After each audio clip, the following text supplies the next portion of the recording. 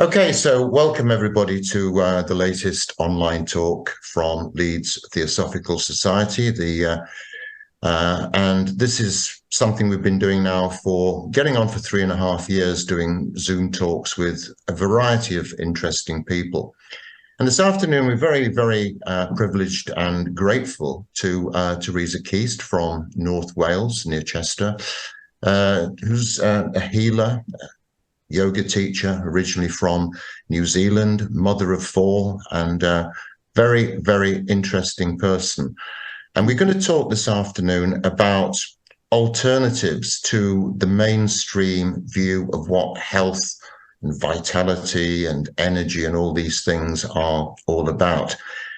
Because we tend to have a very crystallized view about what health is all about. We go along to our doctors who don't really understand all that much about these things, but we put our faith in them, and they tell us just to take these pills or to submit to this scalpel or this operation or whatever, and we just tend to go along with that. So welcome, Teresa. Thank you very much for joining us this afternoon. I think it would be very useful to start this discussion by just looking beyond the physical body that we all inhabit, and to look at how this impacts on our health and well-being, particularly that energetic, energizing principle that we all have called the etheric body. Can we start with that and get you to just give us your thoughts on how this works and how it operates? Thank you. Thank you for inviting me, Tim. This is a subject dear to my heart. It's been a life's work. And I began training in typical Western paradigm of health, and have moved gradually over the years to a more and more esoteric view of health, and with the idea of bringing the two together. And really, we've got to take a step back and look at our world paradigm to understand our current health paradigm. And so in especially our Western world paradigm, we tend to see the world in a mechanistic way, as if the world is a machine, we are machines, and those are quite separate. There's not really a concept of everything being connected. We are individual, isolated entities. Whereas a true understanding of health from an esoteric point of view comes from the understanding that all is energy, just vibrating at different frequencies. And we know this from Blavatsky's work. Science is agreeing with this. There's so much unity consciousness growing at the moment. It's really encouraging. And when we look at health from an energy point of view, everything in everybody is connected. So that means within your own physical body, all parts are connected. So when we go to a hospital and we have a problem with our throat, and we're sent to the ear, nose, and throat department, but they don't look at any other part of the body, they can't heal holistically because they're not looking at the whole. And certainly not looking at the effect of the emotions, the mind, what's going on for the person in terms of their psyche. So we have our physical body, which is a low vibrational energy. That's why it appears dense, although we are mostly space. We're 99% space, but we appear and feel solid. And then surrounding that physical body, we have an etheric body, which is our energy field. It's part of the aura, and it interpenetrates with the physical body at major energy centers or sites we call chakras. And this is also where we have a connection to the energy that we live in. So the prana or the chi or the energy soup or the plasma, the electric universe, all of these ideas all concur when you look at them. This energy comes into our body, this vitality that originally comes from the sun, but beyond the sun's energy comes from entities greater and greater, and the energy, there is no end to this energy universe, multiverse that we live in. And so the energy comes into your physical body through the chakras, and then there's a system of channels, like pathways, subtle pathways called meridians. And you've probably come across meridians if you've ever had acupuncture or acupressure, because both the Indian Ayurvedic and the Chinese systems of medicine tend to work on health through freeing up the energy flowing through these subtle pathways or meridians. And those meridians connect different parts of the body. And this is the idea of a holistic body, why you can work on someone's feet or ears and affect the whole body or specific parts of the body, because each cell is like a hologram of the whole. And through that network of meridians flows this subtle energy, this vitality, this life force energy. And that's what gives your physical body its health. That's what gives it its life and its vitality. So the difference between a live body and a dead body is simply the absence of this etheric body, of that life force principle. And then associated with the spine, connecting the major chakras, is a series of channels we call nadis that come up from the base chakra and they cross at each of the major 7 chakras like this, coming all the way up to the Ajna chakra here. And that system, and then there's a central channel. That system is another system of this subtle energy, very linked to your spiritual development and the unfolding on your spiritual path. So you have this etheric body giving your physical body its health. And that etheric body is connected to the energy of all living things around you. So my etheric body is interacting with the etheric body of this plant. We're all interacting with everything living in our environment. And this is where, if we start to understand our health in terms of energy, we start to see a much bigger, more holistic picture. And the other thing to realize is that we have this etheric body, and then we have an emotional body. So the sum total of all our emotions, in Theosophy, we call it our astral desire body or our astral desire nature.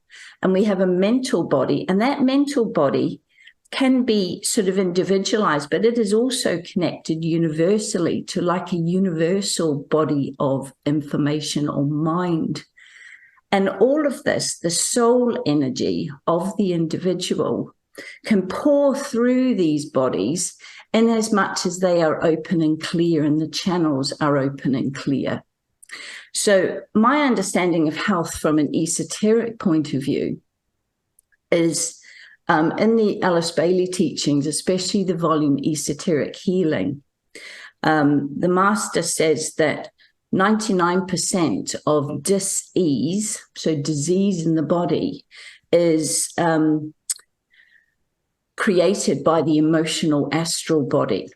So this is its origins. So it still manifests as a physical problem, but its original origins are found in this emotional astral body. And the emotional astral body and the etheric body are very interlinked. So if you've got problems in your emotional nature and your blockages in your emotional flow of energy, it will affect the etheric body, which will affect the physical. And if it goes on for long enough, you get dis-ease. You get the dis-ease process occurring. So this is a lack of harmony between our form and our life aspects. Or you could say that all disease is a result of inhibited soul life. And the healing is the release of the soul energy to be able to pour down through, because our etheric body is infused with energy by our soul in as much as it is clear. And it's often mental and emotional blockages that create actual energy blockages in those meridian systems or in the chakras. The chakras may be spinning too fast, too close, too open, that cause the imbalances that eventually result in physical disease. So in Western medicine, they target the symptoms with drugs or surgery or what have you, but they don't go to cause. And this is why quite often as they target one thing and fix that, they create other problems.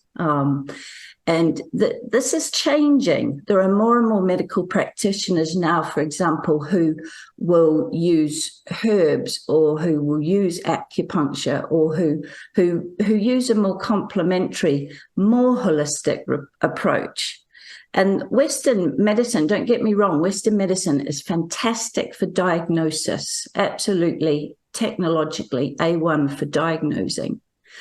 But I would say not as good for treating cause and for treatment. So I would say to people, use it for diagnosis and then go and research yourself. Look at the emotional causes of the particular condition you have, and then look at your options for treatment, because there might be something that's more holistic. And I've seen, quite miraculous healings when people work in their energy field. So to what extent can the manipulation or the alteration of these etheric or emotional or mental energies, how can they, to what extent can they actually deal with the physical problem? Is there evidence that this can happen successfully? Yeah, and science is really starting to agree with this, which is wonderful. I watched a YouTube talk yesterday with a doctor, medically trained doctor who works in this area, a gentleman called Gabor Mate. And he was talking about this relationship that science has recognized.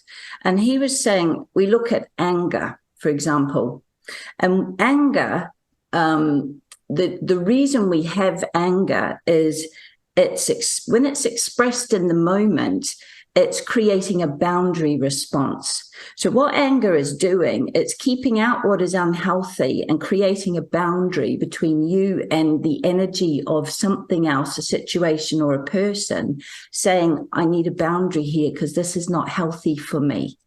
So in the moment, anger is information. It's telling you something is out of balance. And he was saying unexpressed anger, they've found through many studies, is very detrimental on our immune system. Unexpressed anger that builds up over time in the solar plexus chakra is linked to depression. Unexpressed anger is linked to liver problems, is linked to metabolic and digestive problems. Now, there's a whole new science it's called psychoneuroimmunology.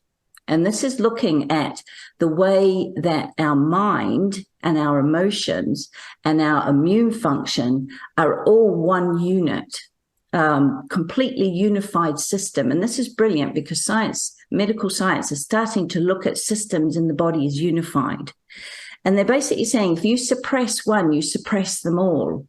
So if you suppress anger and you don't know how to express it appropriately, or you sort of swallow it down into your solar plexus and it blocks the meridians, this suppresses your immune system. And they've done many studies finding this to be the case. And this emotional repression of anger usually can be traced back to childhood trauma, where anger was maybe not appropriately expressed in your family, or it was something you were punished for. And he goes so far as to say, if as a child it threatened our authenticity, so if we were just being ourselves as a child and saying, no, there's a boundary, no, and expressing our anger, this is authenticity is about being yourself. And he's saying that, if that wasn't allowed, it creates a trauma and a reluctance to express anger, and maybe not even the skills to express it well or in a way that it's heard. And then what happens is when the anger, the unexpressed emotion builds up in the solar plexus chakra and blocks various meridians, you can't transmute that emotional energy. So healthy anger bubbles up in response to a situation that's unhealthy. And remember, your immune system is also a boundary. So anger is a boundary emotionally. Your immune system is a boundary physically. And it's saying the immune system takes in, decides what nourishes you, and decides what's harmful or potentially harmful and keeps it out.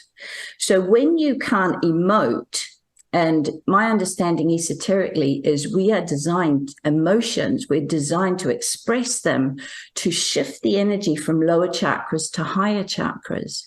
From the personality self, it's transmuted to a soul level of understanding.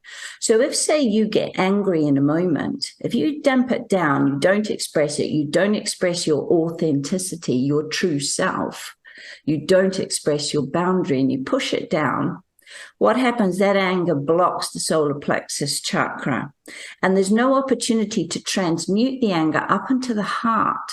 Now, when you transmute anger up into the heart chakra, you get the opportunity to come to a place of compassion, of forgiveness, of understanding the other person's perspective, point of view, that maybe you overreacted, maybe you're just having a bad day, to bring it up into your higher nature, your soul nature. And then there isn't the opportunity to raise it up into the Ajna chakra, where you get the greater understanding. So emotion is not something to fear. It's something that's supposed to flow like water. It causes problems when it blocks.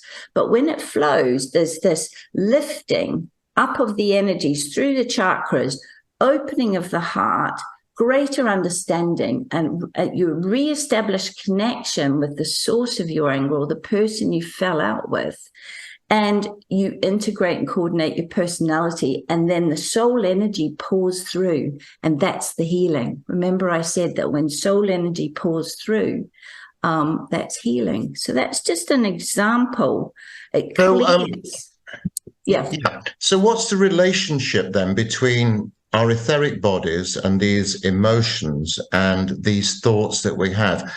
Is this the same energy in a finer and finer gradation, or are they separate energies which somehow come together? No. They're all energy. They have different vibrations, because even amongst, even in, like, if someone walks into the room, I'll give you an example, might be easier. We are all connected energetically. If someone walks into the room and they're angry, you can feel it. You know they're angry. Even if you say, "Are you okay?" "Yeah, I'm fine." You're like, "No, you're not." You can feel it. And that's your emotional energy picking up on their emotional energy. And so these energies, you could think of a person's aura as containing all of these, but they're all interpenetrating and all connected. So when a person's emotionally not okay, this lowers the vibrational energy of their etheric body. It means they can't take in as much vitality. It means that their immune system is suppressed. They're much more likely to have dis-ease. And we do know that suppressed, uncontrolled, or stress emotions cause inflammation in the physical body. And there's a huge body of knowledge now that say most diseases in the West are a result of inflammation, the inflammatory response gone haywire. So think of your it's probably easier to not use the theosophical terms and just think of your aura as the sum total of it changes moment by moment. So my aura at the moment will be the color of the mental body because I'm using my mind body, but I'm also connecting through the other body. So it's going to be, if someone were to see my aura, they would see the colors of my mental body and the energies and vibrations. They would see the colors and vibrations of my emotional body. They would be able to detect my vitality and therefore, how I am physically. Can I ask you about environmental factors? For the last 100 years or so, we've been living in a world increasingly full of electromagnetic radiation of one sort or another, mobile phones, televisions, radio signals, and all the rest of it. To what extent do you think that these impact negatively on people's etheric bodies and actually cause disease? Is there any evidence that this may be the case? Yes. I mean, it's very controversial, but there is a lot of evidence. There's, huge effects. It was okay when we only had a few devices in the home and we were still out in nature, because there's ways to increase the vibration in your etheric body to raise the frequency, and there's ways that it's decreased. So connecting out in nature is one of the ways that increases. But increasingly, we're living in an electromagnetic soup now. And it's going to, with especially 5G, there's some really worrying reports about what it does to our etheric body. And also, you've got to remember there's natural environmental energies. And what they're finding at the moment, because there's the Earth's sort of etheric body is measured by what's called the Schumann resonance. And that has always been really stable for years. And it's been increasing and fluctuating, and especially in the last few years. And this may be explaining why people emotionally are feeling so fragile. One of the effects, but also our Earth's magnetic poles are shifting, and the energy, that's the electromagnetic energy coming from that, is also very destabilizing. The solar flares from the sun affect our energy field. But very definitely what we're doing with technology, and also the number of hours, and kids sleeping with phones within a meter of them, is part of the reason they believe we're seeing so many more brain cancers and brain tumors, because of the effect of the electromagnetic energy. It's literally interrupting our own etheric energy. And they're also seeing it in the animal and the bird kingdom and the insect kingdom. They're seeing it, the effects, not just in our kingdom. So it's, I know modern technology is brilliant, but I believe in terms of our health, we're going to pay quite a huge price, because it seems to be the inflammatory response that it's affecting, and especially cancers. Well, I was going to ask you about this because obviously cancer, the incidence of cancer has gone up dramatically during particularly my lifetime, and most of those listening this afternoon. I think now it's, 1 in 2 people are going to get some kind of cancer during their life. Is there a direct correlation, a direct relationship between this electromagnetic radiation and the increase in cancers? And what do we do about this? Yeah, so there are studies, especially the studies of populations that lived close by very big sources of electromagnetic energy. A lot of the studies are suppressed, I'll be honest with you, and are maybe not in the mainstream, because obviously there's a lot of money tied up in this industry. But the other thing to be aware of in terms of cancer, I believe cancer there's several things to realize. In Alice Bailey's teaching, she said there's lots of disease processes. There's lots of things that create dis-ease in the body. It can be a conflict between the personality and the soul, for example. It can be as chakras are opening up, it can create inflammation. It can be all sorts of normal processes. But one of the things we need to realize with cancer is we have a war mentality with cancer. Cancer is the enemy. It's like it invades us, and we have to attack it with all our weapons and our chemotherapy and our surgery. And people are forgetting cancer is your own cells. We actually need to love those cells. We need to change, like we need to change our mindset of the whole world conflict situation for health. Cancer is too much life force energy concentrated in an area because it's blocked. Yes. So it causes the cells to grow too much. So if we unblock the energy, whether it's an emotional block from childhood, whether it's from a previous life, whether it's something you're thinking, something you're feeling. Once we start to heal and unblock the energies, people often self-heal because the body is designed to self-heal. And there's starting to be research that certain personalities get cancers and certain personalities get cancers in certain areas. For example, women who get breast cancer tend to be very loving, giving type of personalities who always sacrifice their self for others. So the breast is designed to nurture and nourish others. So if you're not nurturing and nourishing yourself, that is part of the causation. Obviously, you've got to have we all have cancerous cells in our body all the time. You've got to have the immune system breaking down and the environmental factors. But that causative emotional factor.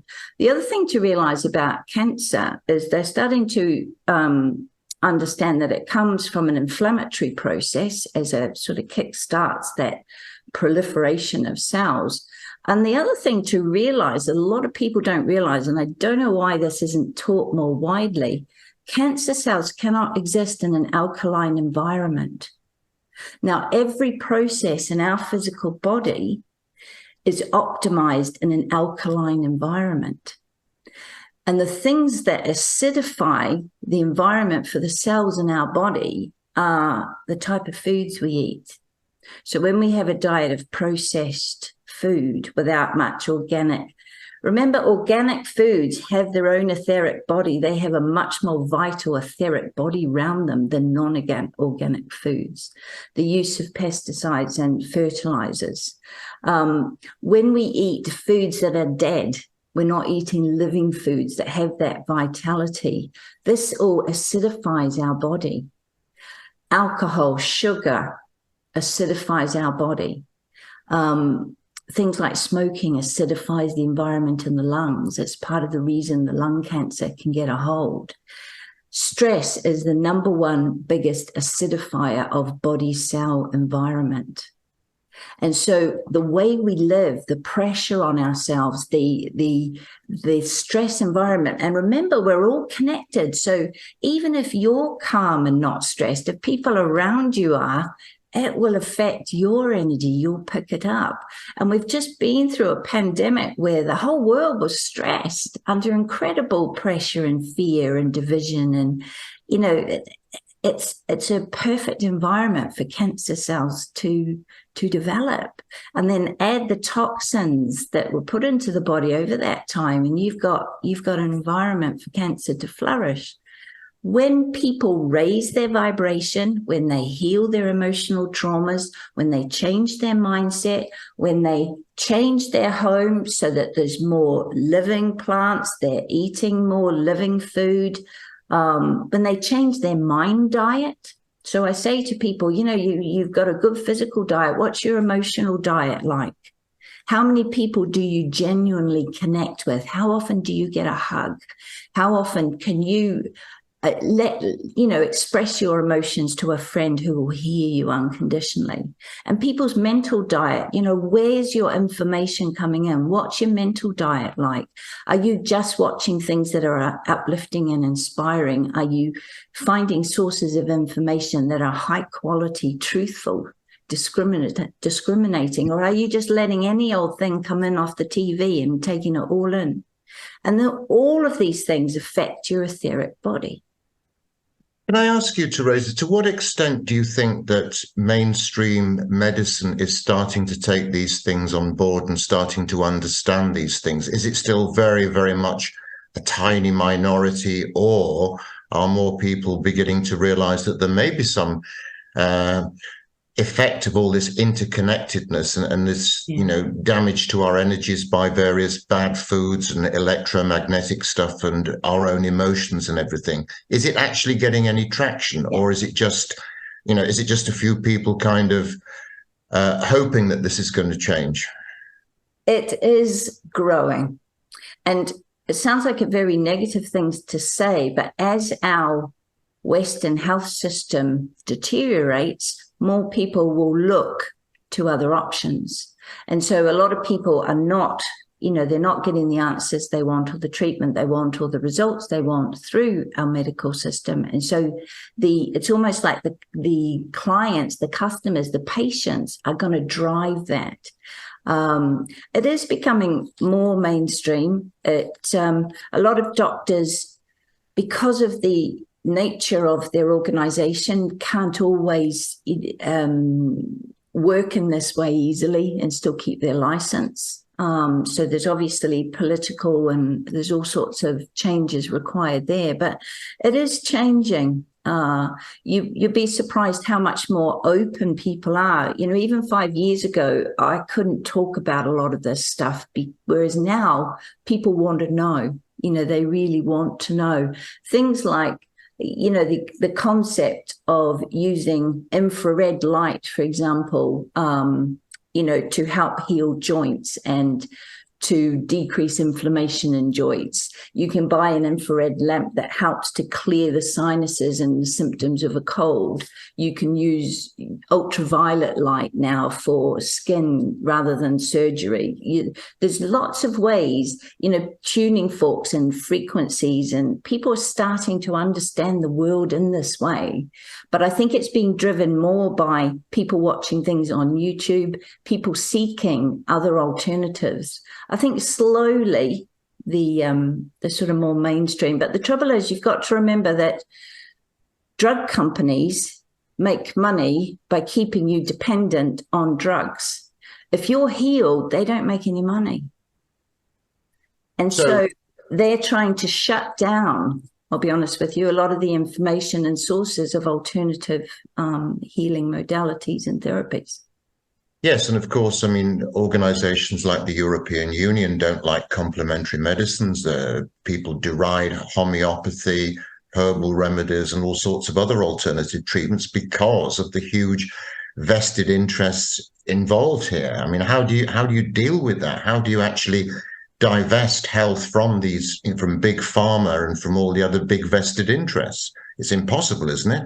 It is. I think you have to, and this might be a really good thing. You have to take your responsibility for your health out of the hands of your doctor and the medical system and put it on your own shoulders.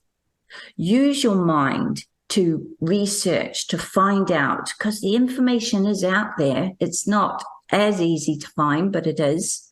Use your internal sort of truthometer, which when you have a clear energy pathway and the soul energy is coming through, the soul will help direct you as to what is good, true, and beautiful, what is truthful. It'll resonate. And so the key is people have to take responsibility for their own health and not just accept what they're given or not hand it over to the medical practitioners. But they almost are like a priesthood, aren't they, these days? We look on them as a kind of a modern day priesthood where you go along to them and they almost have some kind of infallibility in terms of their diagnosis and recommendations for treatment. It's very difficult to say to people, you need to look more to yourself and to listen to your own soul about these things. And especially because people are so fearful when they're ill. When you're diagnosed or you're aware that you've got something quite serious, it's really hard to lift up into the courage of the heart chakra. We tend to get really stuck in the solar plexus, fear of death, fear that this is the end, fear that we will suffer and have pain, rather than lifting up. And it takes, it's sometimes this can be the reason for illness. It's interesting in the Bailey teachings, the Master Dwal Kul says that disease esoterically is a liberating and purifying process. That's a really hard one to take on board. But sometimes, if this is what a lot of the books and the recommended reading I've given you, if you don't listen to your body, the message gets louder and louder. And for example, if I have something come up physically, my first port of call is, okay, why is it in my ears? Why isn't it in my shoulder? Why is it in my gut, not in my foot? Why is the imbalance, the dis-ease shown up where it has? Because the body talks to us, and the soul sometimes talks to us through the etheric body, through the physical body, when it can't get through any other way. And so, for example, say you've got inflammation in your knee.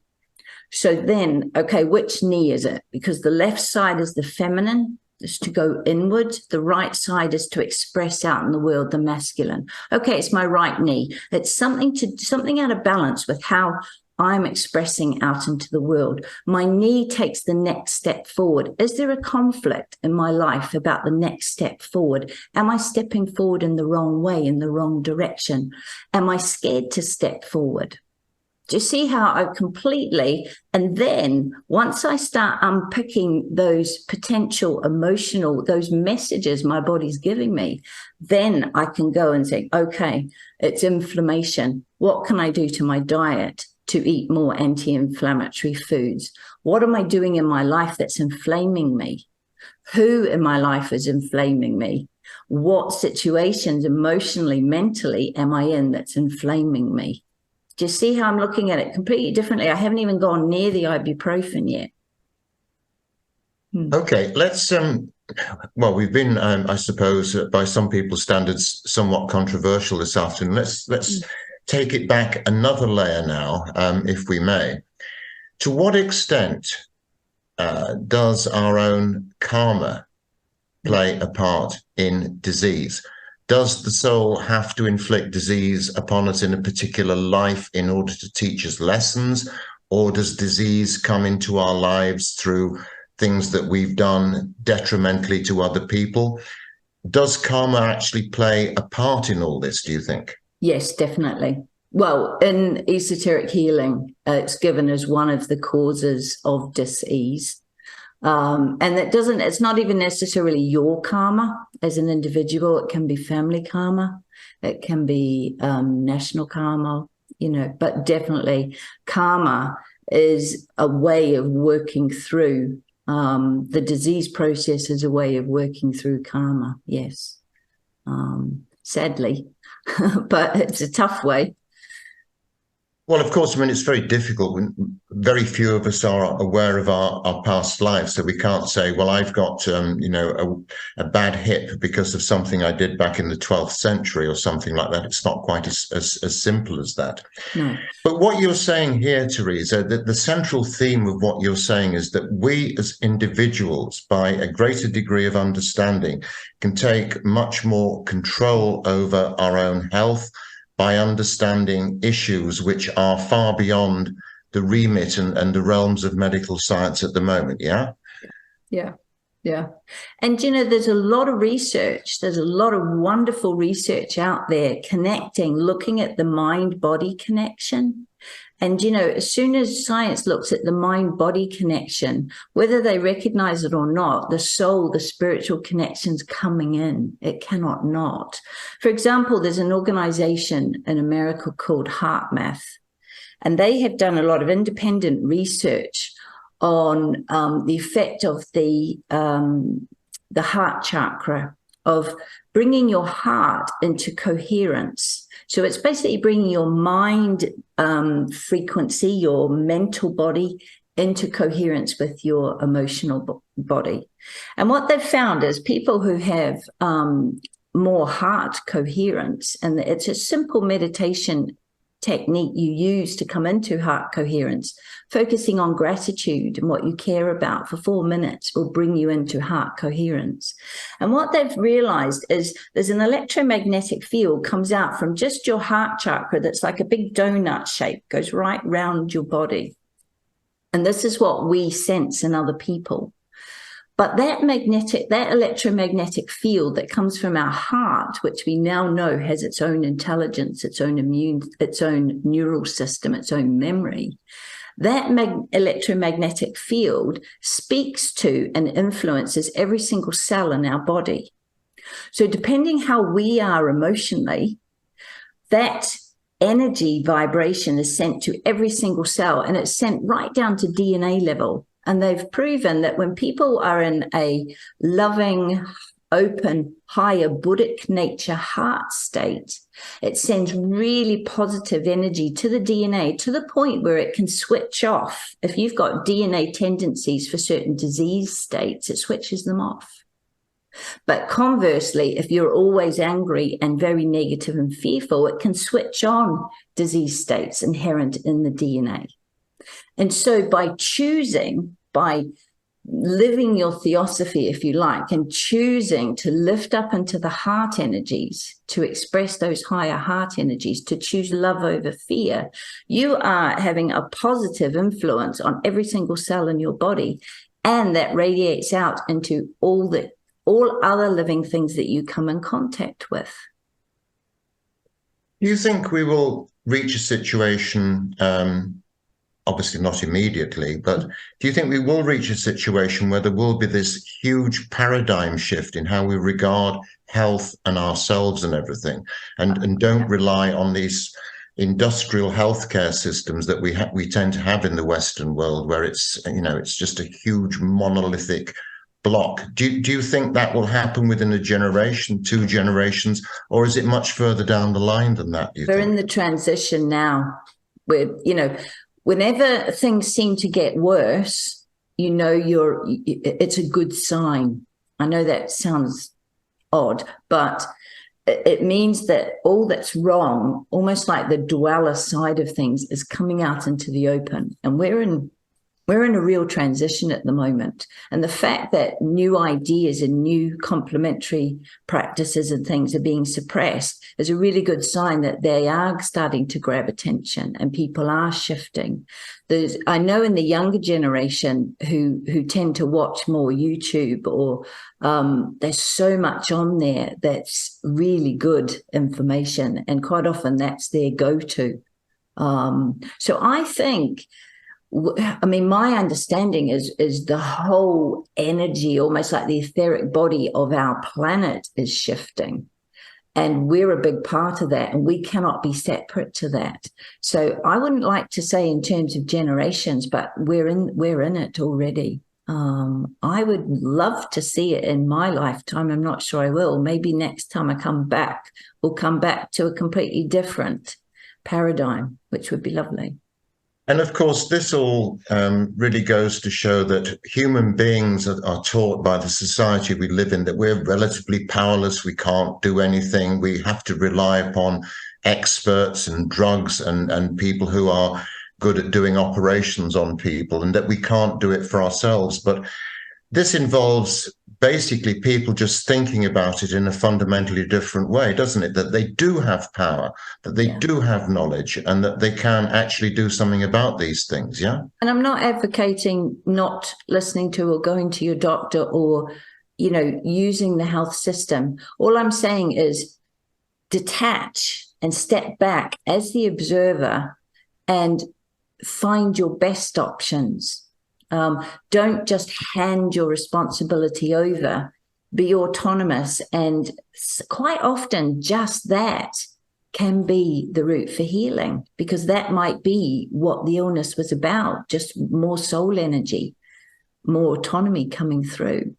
And so it is, I see it as sort of empowering people, saying to them, your body, and maybe we'll have more a system that's sort of more of a hybrid, where we have people who you might go to your, say, traditional doctor and get a diagnosis, and then you might have options to go to see someone who can check your energy and check over your chakras. And because anyone who works in energy healing and who is sensitive, can put their hands over chakras and tell if they're blocked. And they can sometimes even get a sense of what the issue is to do with.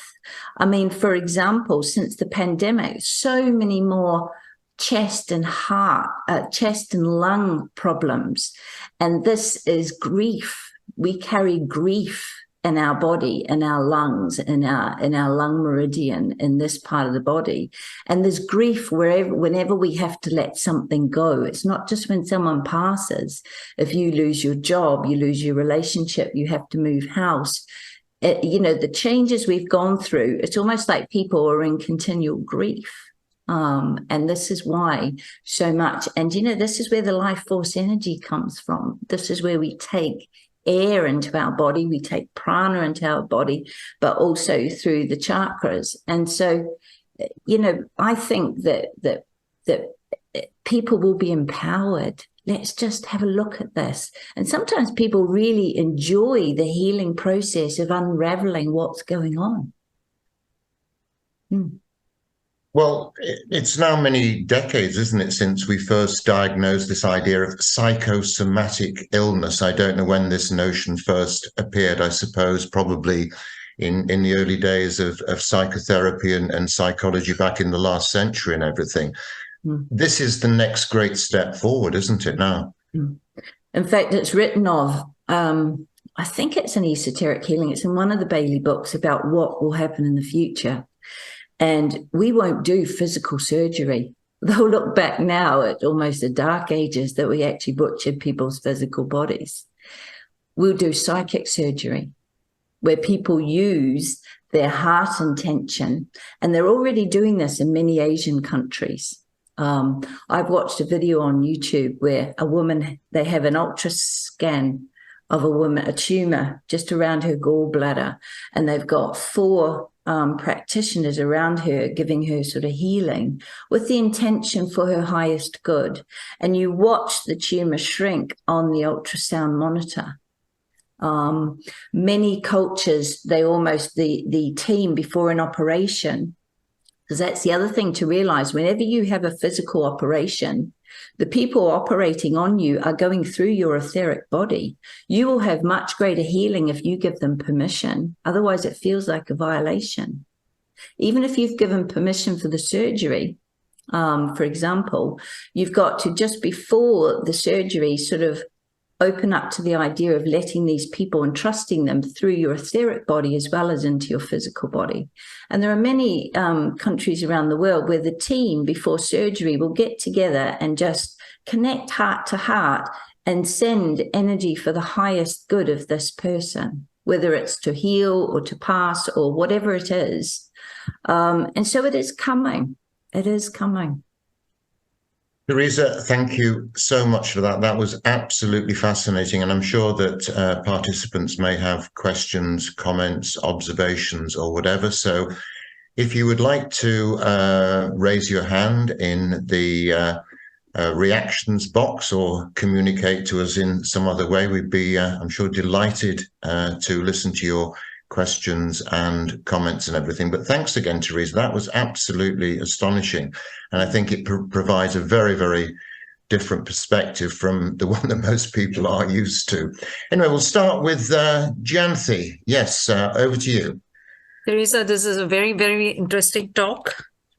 And part of what you said, I was able to connect because I'm a big believer in Ayurveda. Yeah. So my doctor actually has I mean, this is very strange. I had a back problem. I met with an accident and I had, several lumbars dislocated.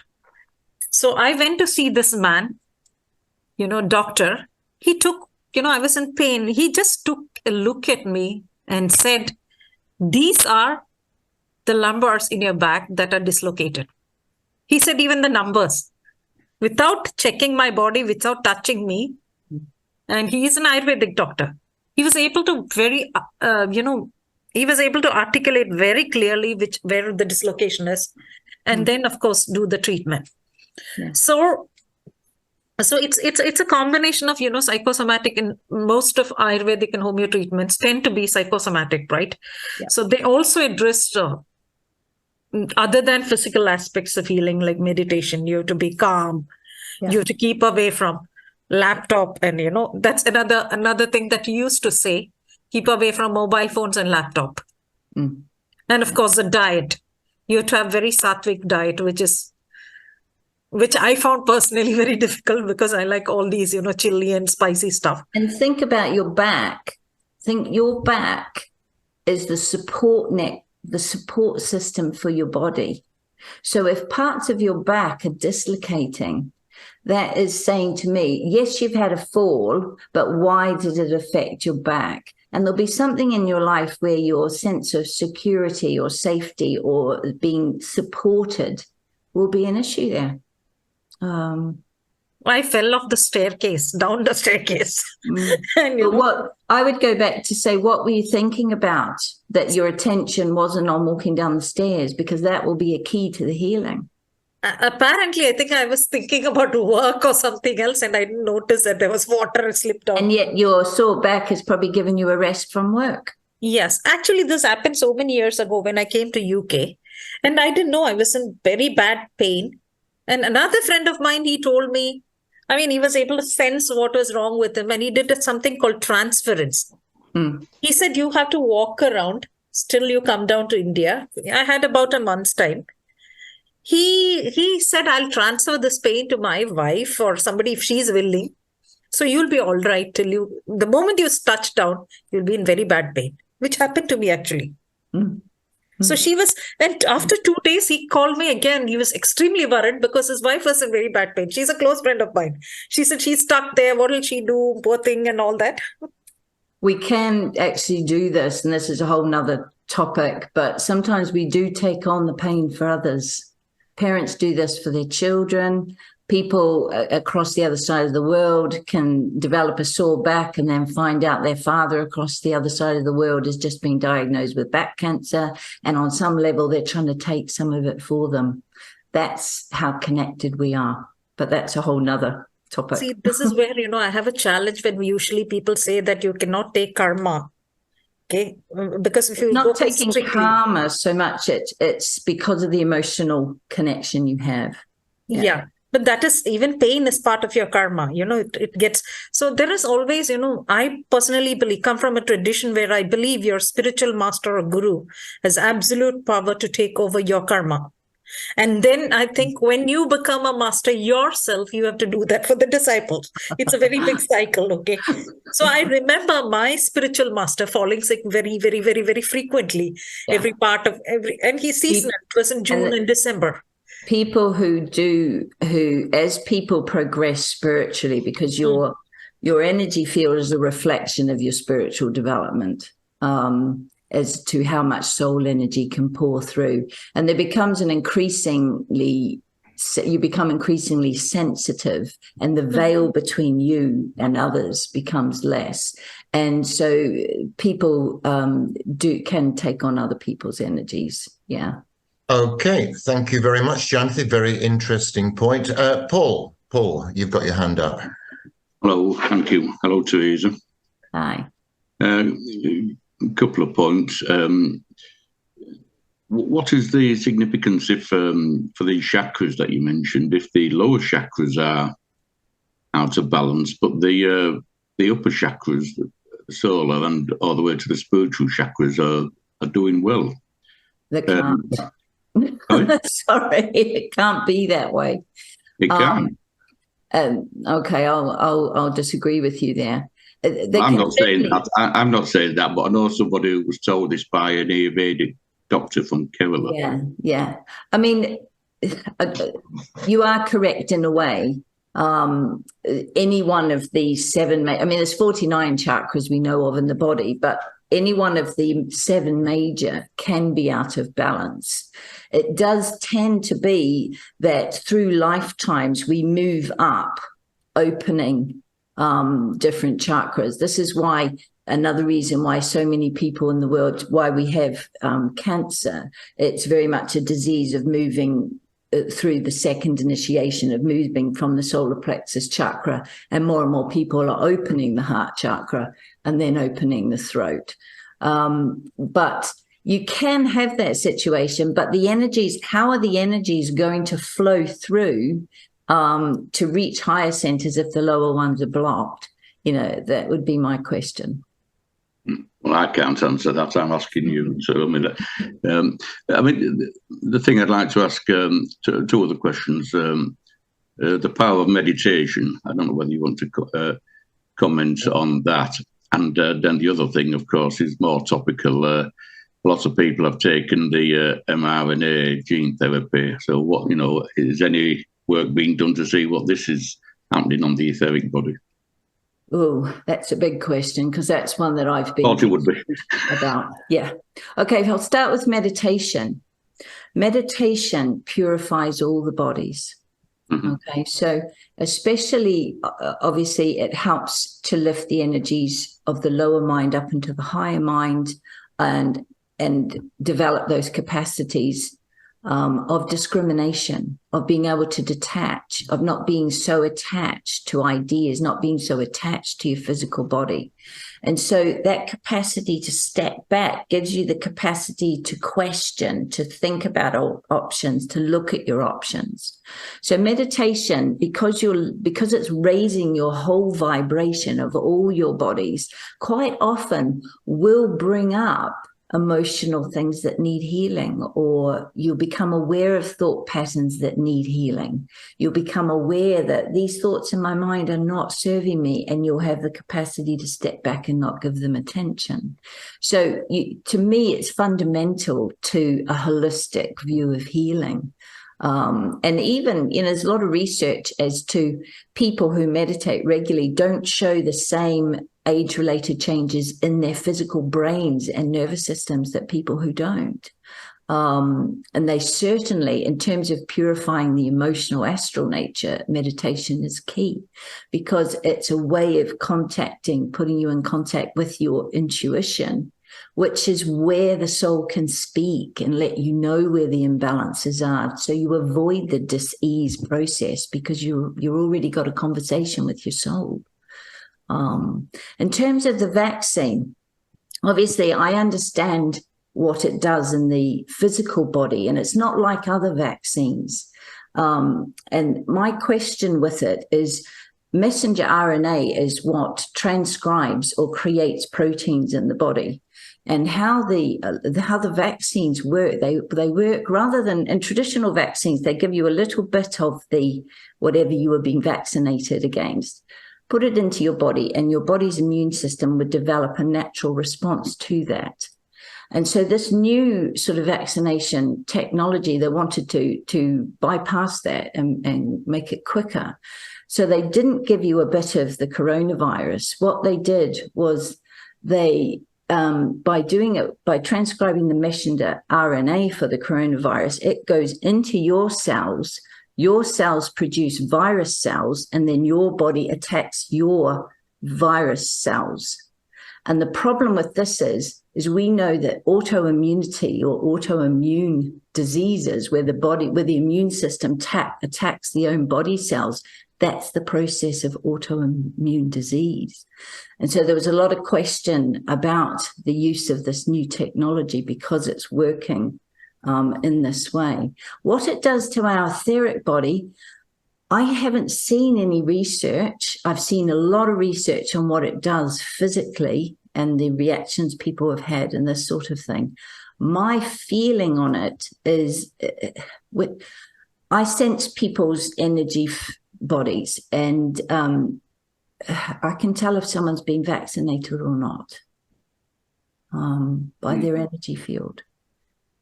My understanding, and I haven't read widely on this, but didn't Steiner predict that they would have vaccines that could effectively cut you off from the soul impulse?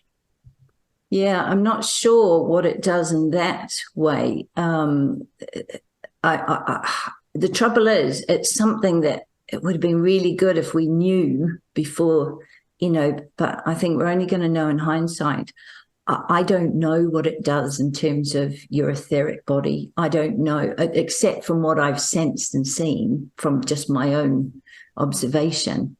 I don't know I don't know if it affects soul contact or the soul energy coming through. I know that the fear, that when you're really based in fear, that blocks your solar plexus chakra. So that takes you down into lower personality expression, rather than, if you want to lift up into soul higher expression, you've got to find love, and that's courage.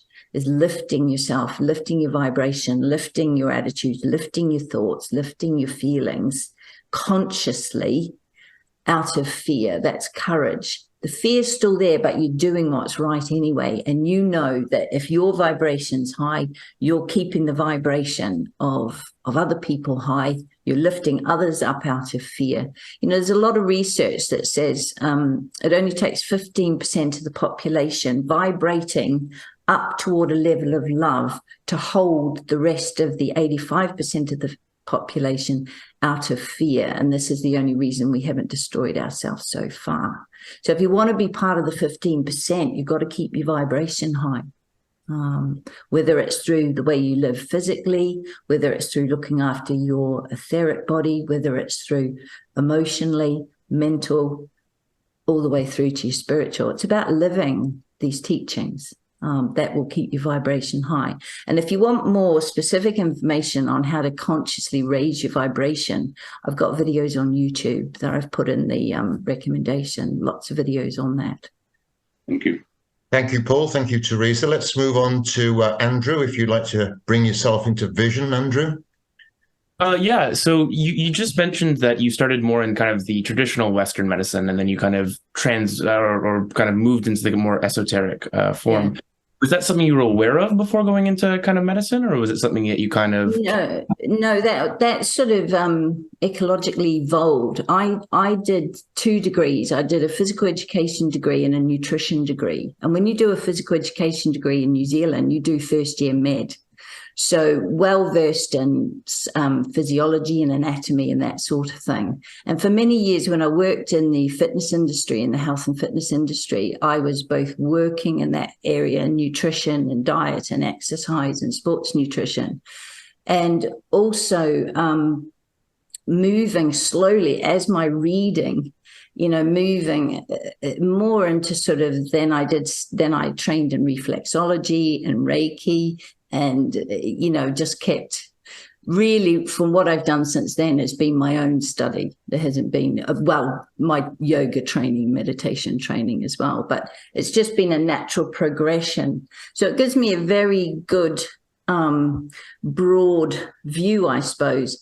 And I feel like I love bringing the 2 paradigms together.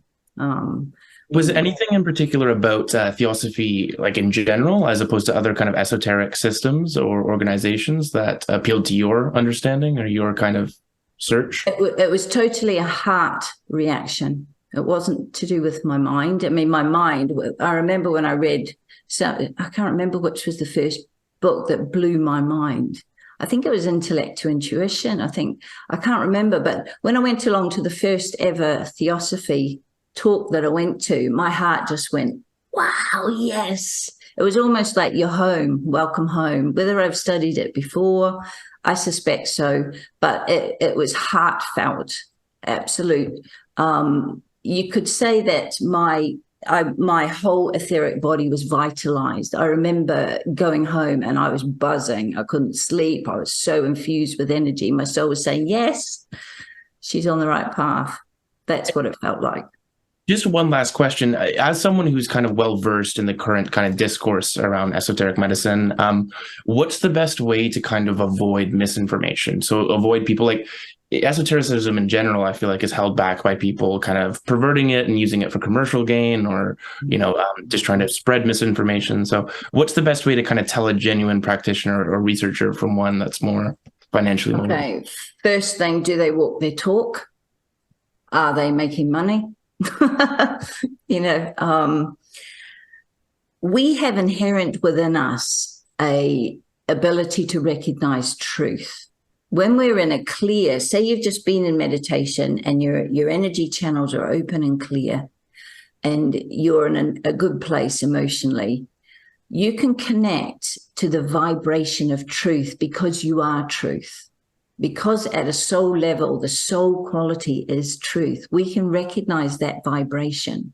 Now, very clever people will take a little bit of truth and clothe it in a whole lot of false information, and people will still go, there's something in there that's right, because they're picking up on the truth. But it's really difficult. I believe this is going to be the biggest challenge of the coming era, is to discriminate truth from falsehood, because they're becoming, now that we understand much more about psychology, and this has happened in the last 100 years and was predicted that would happen, there's so much more room for abuse of understanding how to manipulate people's minds.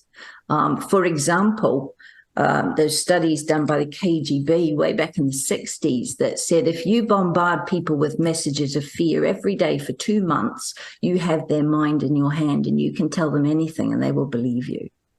You are essentially brainwashed. So, just understanding the power of that, unless the person is consciously aware that you're doing it. And once that consciousness comes in, that observer comes in and say, hey, hang on here. And so really it's very difficult.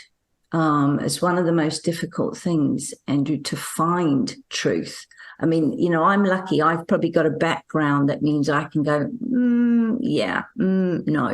But also find out about the person who's presenting the truth, find out about who they're working for, find out about how they live their life, research them as a vessel of truth.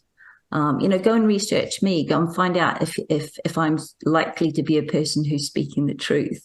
I'm not being paid, but we have to use more of our discernment and more of our discrimination, but it's getting much more difficult, and especially because of these techniques to grab your mind. But if you meditate and keep a strong mind so that you can detach and observe, that's probably the best thing you can do. Thank you very much, Andrew and Teresa. We'll give the final word, I think, to Anthony, who's had his hand up for quite a long time. If you'd like to... let's have a look at you, Anthony. Yes, okay. Over to you. Thank you very much, Teresa, for the talk, and thanks to Tim for organizing. Some very interesting questions so far. So I just have some questions regarding, I guess, meditation. I don't know if it's appropriate, but for me, after like a very being very calm, I guess, and especially doing body scan meditation, where I direct my attention, there's like a lot of involuntary muscle spasms in the area where the attention is, most often around the face. It's like very consistent. Like I can very easily stop it, but if you kind of relax, that's when it's like very, I guess, energetic, I suppose. And any thoughts on what that could be? Okay, what I teach in my yoga classes is for people, whenever you've got muscle spasm or pain or something physical trying to get your attention, usually what we do is try and avoid it. And we take something to distract ourselves or get rid of the pain, or we don't go into it. And so I invite people to do the opposite. So if we're stretching in yoga, I'm like, go into the discomfort of the stretch, because this will increase your comfort zone. And when your body feels safe and you've gone into that, it will release. And so what I would say to you is either it's one of two things. The ego mind or the lower mind that doesn't want you to meditate and gives you all those reasons why you can't and is trying to interrupt the meditation, in which case just try ignoring and coming back to your object of meditation. And if you're doing a body scan, if you find areas of the body that are in discomfort, go into that. Do you know what I mean? Go in and just sit with the discomfort and almost like ask your soul, what's going on? What's out of balance here? That's the best technique. So you're not taking your thoughts into it. You're taking your awareness into that part of your body. And I say this to people, if in the relaxation, they can't get a particular part of their body to relax, it's just really resisting. Go into that part of your body, breathe into that part of your body, breathe out from that part of your body. If it doesn't relax, go in there and ask it what's going on, what's out of balance. And people usually wind up crying because they realize their body's holding on to an energy that's emotional, causing the physical. So the twitching is something, if it's spasm, it's something that wants to release and can't quite, would be my sort of take on that. But and would you go into it? Okay, thanks. So you'd encourage me to just keep the awareness there, I guess, and just Keep continue. the awareness there with, and you can tell the physical body it's safe, almost giving, if your heart's open and you're letting your physical body know it's a safe place, that can help. Yeah. Okay. Thank you very much. Okay. I think Tony has got his hand up. You need to unmute yourself, Tony. Thank you. Yes, we weren't quite sure where the information is that you've given about books and things. Oh, right. What I did was I put a PDF file in the chat that you can click on and download. If that doesn't work, just send me an email and I'll send it to you. But it's just a list of my favorite sources, because a lot of this information is you find more in mainstream literature, people who are researching. For example, Lynn McTaggart's book, The Field, is presenting science's understanding of energy fields, of the infinite potential of this energy field we live in, and her experiments to do with that. And so these are not sort of traditional esoteric books so much as more science meets esoteric understanding type books or sources of information. Okay, well, thank you very much, Teresa. It's been an absolutely fascinating afternoon, and I think that none of us can go away from this without taking a great deal from it. So thank you again to Teresa, and for your involvement, and for all of you for participating this afternoon. We'll be back in a fortnight's time when we'll be speaking to Dr. Eddie Villamoria about his book, Unfolding Consciousness. So I hope you'll all be able to join us for that. And may I wish you a good week, and goodbye from Leeds Lodge. Thank you. Namaste. Bye-bye. Yeah.